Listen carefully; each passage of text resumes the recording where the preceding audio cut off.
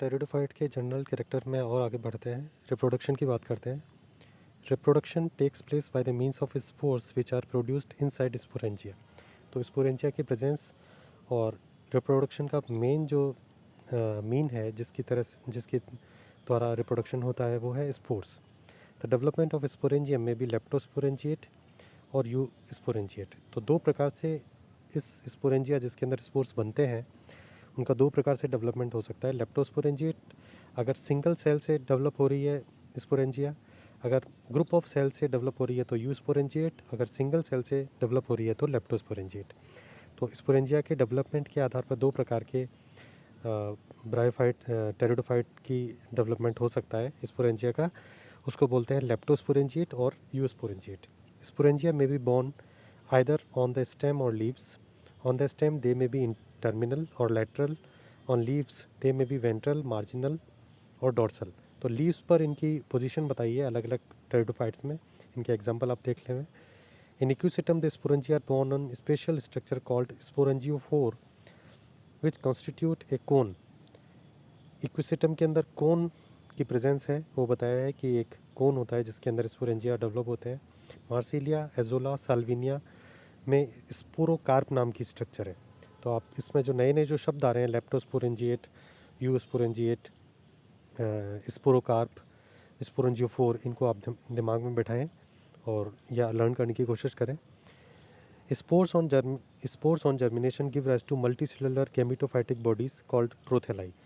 Sporangia से release होने के बाद ये स्पोर्स प्रोथेलस का निर्माण करते हैं जो कि गैमेटोफाइटिक स्टेज है इनकी। In homosporous pteridophyte prothalli are monoecious. Monoecious का मतलब है जिसमें एंथ्रीडिया और आर्किगोनिया एक ही प्रोथेलस में मिले। हिट्रोस्पोरस स्पीशीज में दो प्रकार के स्पोर्स बनेंगे। माइक्रोस्पोर के जर्मिनेशन से मेल प्रोथेलाई बनेगा और फीमेल प्रोथेलाई मेगास्पोर के जर्मिनेशन से बनेगा। तो ब्रॉडली दो प्रकार के टेरिडोफाइट्स हैं, होमोस्पोरस और हिट्रोस्पोरस।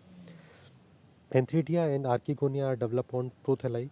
ये जो स्पोर के डेवलप हो जाने से जो प्रोथेलस बने हैं उसके ऊपर एंथ्रीडिया और आर्किगोनिया डेवलप होते हैं। अगर होमोस्पोरस है तो एक ही प्रोथेलस पर एंथ्रीडिया और आर्किगोनिया डेवलप हो जाएंगे। अगर हिट्रोस्पोरस टेरिडोफाइट है तो डिफरेंट प्रोथेलस पर, एक प्रोथेलस पर एंथ्रीडियम डेवलप होगा और दूसरे प्रोथेलस पर आर्किगोनिया डेवलप होंगे। Antheridium is surrounded by a single layer jacket. तो जैकेटेड एंथ्रीडियम है यहाँ पर, ये ध्यान रखें। Archegonium consist of 4 vertical rows of neck cells, 12 neck canal cell and ventral canal cell and egg cell. Antherozoid are unicellular, biflagellate और multiflagellate. Selaginella में बाइफ्लैजिलेट antherozoid हैं और इक्विसिटम में मल्टीफ्लैजिलेट एंथीरोजॉइड्स हैं। तो फ्लैजिलेटेड एंथीरोजॉइड की प्रेजेंस है। Antherozoids are attracted towards the neck of archegonium chemotactically by certain substances like malic acid present in the mucilaginous substance formed by the degeneration of neck canal cell and ventral canal cell. Water is essential for fertilization. Therefore, pteridophytes are also known as amphibians of plant kingdom. Actually, ये इतना correct नहीं है।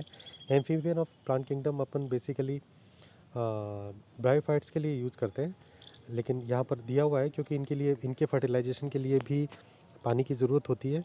तो लेकिन उतना पानी इनको, moisture इनको नहीं चाहिए जितनी कि ब्रायोफाइट्स को चाहिए। तो बेसिकली वो ज़्यादा करेक्टर है, ये रेप्टाइल्स ऑफ प्लांट किंगडम है। तो लेकिन इतना कोई ये ऐसा स्ट्रिक्ट सेंस में अपन इसको यूज़ नहीं करते हैं। तो इसको आप सही और गलत दोनों ही कैटेगरी से बाहर रखें और सिर्फ इतना ध्यान रखें कि पानी की आवश्यकता होती है।